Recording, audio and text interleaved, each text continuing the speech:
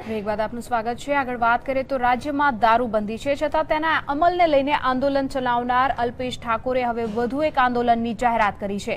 અલ્પેશ ઠાકોરે આગામી મહિનામાં વાઇબ્રન્ટ સમિટ યોજાઈ રહી છે, પરંતુ તેની વાસ્તવિકતાની છતી કરતા આંકડા આપ્યા છે।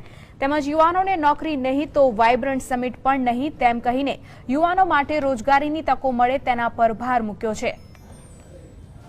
એક તરફ રાજ્ય સરકાર છેલ્લા કેટલાય દિવસથી આગામી વાઇબ્રન્ટ સમિટને લઈને તમામ પ્રકારની તૈયારીઓ કરી રહી છે, ત્યારે એસસી એસટી ઓબીસી મંચના અલ્પેશ ઠાકોરે વર્ષોથી થતા કરોડોના એમઓયુ અને રોજગારીમાં ગુજરાતના યુવાનોની ઘટતી સંખ્યાને લઈને ચિંતા વ્યક્ત કરી।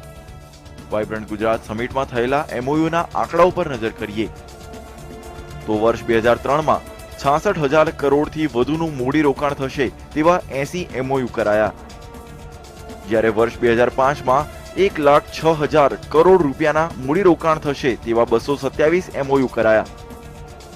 વર્ષ 2007માં 4,65,000 કરોડથી વધુના 363 એમઓયુ કરવામાં આવ્યા। વર્ષ 2009માં 12,34,000 કરોડથી વધુના 3,346 એમઓયુ કરવામાં આવ્યા।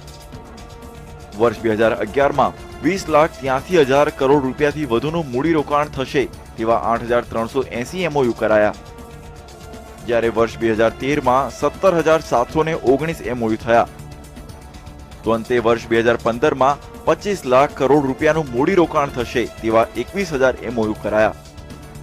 આમ વર્ષ 2003 થી 2015 સુધી 51,000 થી વધુ એમઓયુ થયા હોવાનું અલ્પેશ ઠાકોરે કહીને સરકાર પર નિશાન તાક્યું।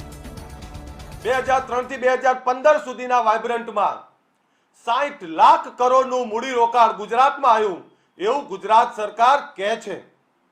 તો સરકારને સવાલ છે સીધો કે 60 લાખ કરોડનું મૂડીરોકાણ 51,000 કંપનીઓ ગુજરાતમાં આવી તો નોકરી પણ એટલી જ આવી હશે। જો ગુજરાતમાં 60 લાખ કરોડનું રોકાણ આવ્યું હોય, 51,000 કંપનીઓ આવી હોય તો ગુજરાતનો કોઈ પણ યુવાન બેરોજગાર આજે ના ફરતો હોય। સરકાર કરોડોના એમઓયુ તો કરે છે, પરંતુ રાજ્યમાં હજુ 15 લાખ શિક્ષિત બેરોજગાર યુવાનો સહિત કુલ 60 લાખ યુવાનો બેરોજગાર છે। યુવાનોને રોજગાર મળે તેના પર પણ અલ્પેશ ઠાકોરે ભાર મૂક્યો।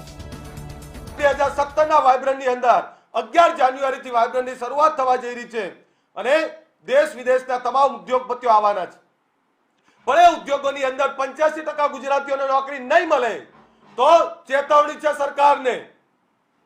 આ સરકારનું વાઇબ્રન્ટ આ વખતે અમે ગુજરાતી યુવાનો નહીં થવા દઈએ। કરોડોના એમઓયુ અને યુવાનોની બેરોજગારીનો મુદ્દો રજૂ કરીને અલ્પેશ ઠાકોર ખરેખર યુવાનોની બેરોજગારીથી ચિંતિત છે કે પછી આગામી ચૂંટણીની નવી રાજનીતિની તૈયારી છે, તે તો સમય જ બતાવશે। કેમેરામેન તેજસ દવે સાથે કિશન કાંટેલિયા, GSTV, અમદાવાદ।